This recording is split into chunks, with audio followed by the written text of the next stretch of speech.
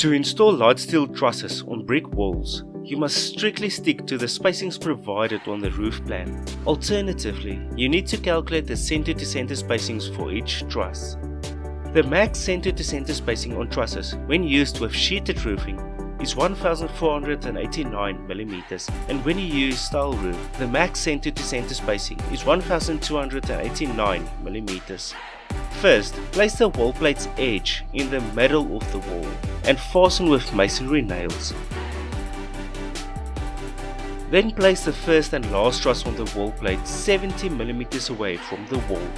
Then calculate the center to center spacings. Take the length between the first and last truss and divide that by 1489 mm. Then take the length again and divide that by the amount of spacings to get the center to center measurement. There are two ways to hold down trusses. If you have pre-installed roof wires into the walls, you will need to tie the two wires together over the bottom cord and twist them until the truss is stable in place. The second option is to use hoop iron. If you build the hoop iron inside the wall, you must ensure that the hoop iron is maximum 30 mm away from the truss. You need to install the hoop iron and loop it around the truss. Fasten the hoop iron to the truss with 16 mm Tek screws.